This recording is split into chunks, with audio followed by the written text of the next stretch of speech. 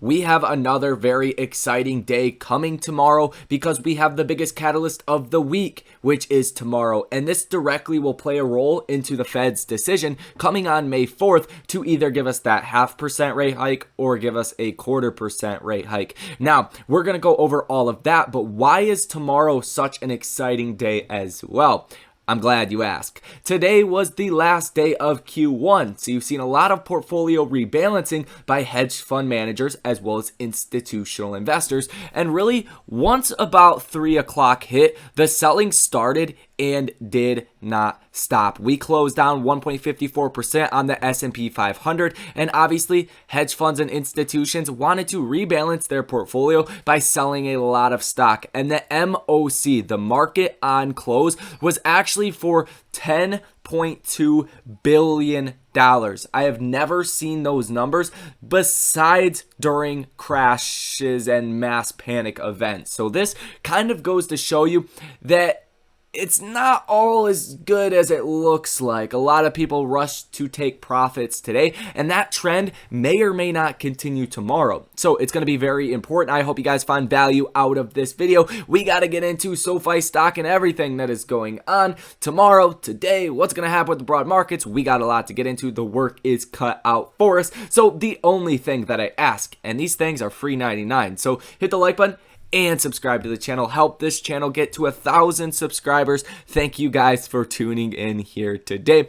But let's get into this video. So Sofi stock was down about 3.28% today, up 0.11% in after hours. But I will tell you right now, I think you're going to see some positioning back into Sofi stock tomorrow. If not tomorrow, here in the next couple of trading days. Why? Because you're seeing a lot of bullish signs from Sofi stock. Whether it is the business is just doing well, student loan refinances are likely to come back in a substantial way in 2022, but also the insiders buying the stock as well as the option activity that has been very bullish on Sofi stock over the last couple of months, regardless of what has happened in the broad markets. I think all of that really is going to culminate into institutional investors deciding, hey, I should probably go long on Sofi stock at $9.45 per share.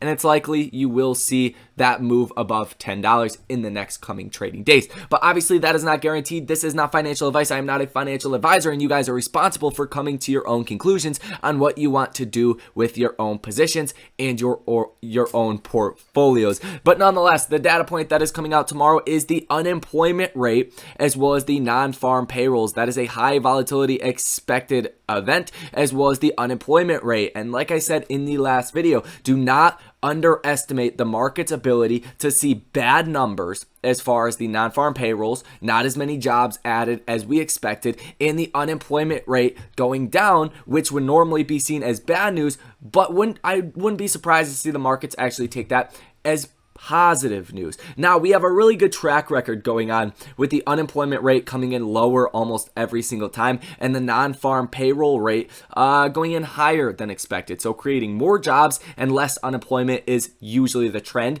And that trend, if that continues tomorrow, that's going to be even more certainty to market participants that we're going to see a very aggressive Fed, and they are going to raise rates at a likely uncomfortable pace for the markets. You are seeing the probability of a 0.5% rate hike jumping up again to 69.4%. And tomorrow, you're probably going to see that either take a big move to the upside or a big move to the downside. If it goes down, that's bullish. If it goes up, not so bullish. So keep that in mind, and that's going to be the main entree for tomorrow. As far as Sofi specific data, like the short interest in the option activity, we'll actually start off with the option activity. And we've seen 5 institutional orders go through today, positive order value of 100%. And some of these orders include April 14th, $10.50 call for $26,000, June 17th, $10 call for $25,000, May 20th, $11 calls for $51,000 and $29,000, as well as an April 14th $9 call for $62,000. So people are positioning lightly right now, definitely treading on thin ice, right? Because we don't know what's going to happen in the markets next, but you're seeing an overwhelmingly more bullish option flow every single day from institutional investors rather than bearish. So that is definitely a great sign. And you'll want to see that if you're invested in something like Sofi or even another stock. If you guys have access to Ortex, check that out for yourselves and pay attention to the option flows, because these guys that are putting these orders in, they have more information than you. They have more money than you, likely, unless you're rich. And by all means, give me a loan if you are. I'm just playing. But nonetheless, it's a good sign. Now, as far as the short interest of free float, that is 16.87%. Current shares that are sold short of 121.59 million. Cost to borrow max of 7.26%. Utilization of 100%. And days cover at 2.87. So this is also not a good sign, I guess, depending how you're looking at it here in the short-term future. But like I said in the last video, when the Fed actually does U-turn and they start to talk more favorably of, the economy and where they plan to go with interest rates, that's when you're going to see Sofi be valued at a higher multiple. That's when the short interest is really going to help us out, because these shares need to be covered. And we've seen about 3 million shares that were actually covered over the last couple of days, about 4 million actually, and you've seen that big rally just the other day, up about 15%. So nonetheless, it will add to a lot of buying power when that time does come. It's all a big patience game at the current moment. Now let's see if any new insiders have bought more shares of Sofi, and it's not looking like anything as of right now. They just did a lot of buying in a very short period right here, and they were up about 15% on some of their last purchases when Sofi stock did break above that $10 level. So it was a good trade for them, but I think they're definitely in this for the long term. Now, as far as the news that actually did come out today, you've seen a lot of talk about oil and letting out massive amounts of essentially oil out of the defense reserve. And that, just so you guys are aware, the defense reserve is basically oil they set aside to, fund their war activities if that were to break out. It's not actually sitting there. It's something that they will go ahead and purchase 9 times out of 10. It's not just sitting there. So they will go get that out onto the markets, and hopefully that will bring down the oil prices, and just them saying that will drop oil prices, and that's exactly what happened today. Let's go ahead and look, oil was down about 5.5%, but it looks like a lot of talk, not too much actual action here, so we will see what comes about with that. Generally speaking, when commodities go down, stocks will tend to go up, because commodities are things people cannot live without, like oil, like food. So when those go up, money tends to steer clear of stocks, at least part due because of that. That's really the biggest set of news you got continuing throughout the day. Lots of oil talk. They're trying to get oil prices down. We'll see exactly what happens with that. But the biggest external news catalyst that we are going to see for the markets tomorrow, and really for tonight, is going to be Russia and Ukraine peace talks. They do start April 1st, which April 1st is technically at midnight, and that's when that side of the world wakes up. So likely later, early morning, maybe 2, 3, 4, 5, 6 in the morning,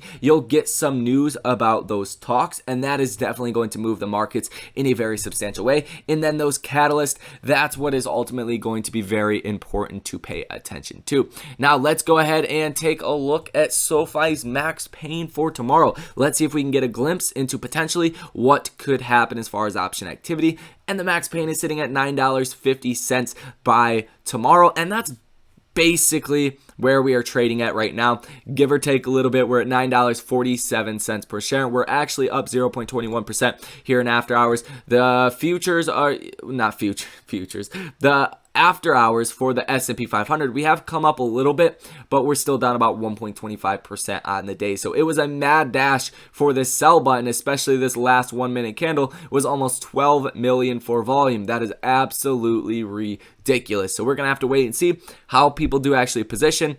After hours can be very deceiving sometimes, as there is not a lot of trading activity, and you can definitely see that happening right now. Today was a very low volume day overall, pretty much across the whole market, besides your select runners, select meme stocks. for lack of a better word. But on the S&P and the NASDAQ, the volume was really, really low. One of the lowest volume days we've seen all year until the end of the day. I mean, we were seeing like 40, 50,000 shares traded hands on any 1 minute. And then you start to see millions towards the last 20 minutes of trading per 1 minute candle. That's wild. It's the portfolio rebalancing. So I want to watch that very, very closely. Like I said, as far as SoFi is concerned, the technical analysis, I kind of sound like a broken record here, but it's pretty much the same. We just need to break out above $10 per share, and we need to hold that level. Once we can hold that for 2 or 3 days, it will turn into a solid level of support. So the way that I look at this is you have a lot better probability, in my personal opinion, to watch SoFi stock from here double up in price rather than half in price. So I think there's a better chance SoFi stock would even go to $15 or $18 double in price rather than going from $9 to $4.50. So I'm very comfortable buying SoFi stock under $10 per share, and that's exactly what I have been doing. So nonetheless, that is that as far as volume for the day. Like I said, all volume across the board was very, very low. One of the lowest volume days we have seen for SoFi stock in a very long time. Only about 33.2 million shares that did trade hands. It's honestly a good thing you didn't see SoFi just crater today. Yes, 3.28%. Not a great day, but we didn't crater. So hedge funds, institutions, they really didn't rush out of SoFi stock in massive numbers, even though there was that large round of portfolio balancing towards the end of the day. Once we break out above 10, that key level's the 50-day moving average. That's at $10.93 per share. And the MACD is still incredibly bullish, even though we have been coming down, going up, coming down, going up. It's still incredibly bullish, so that is good. Whereas the RSI, you're still seeing that divergence. The RSI is under the neutral level at 50. It's actually at 45.82. So pretty interesting right there. We have a lot to look forward to heading into tomorrow, and that is pretty much going to wrap up this video. So if you guys learned something or found education, if not simply entertainment out of this video, hit the like button and subscribe to the channel, as well as source your comments, questions, or concerns down below in the comment section. Thank you guys for watching, and I will see you in the next one.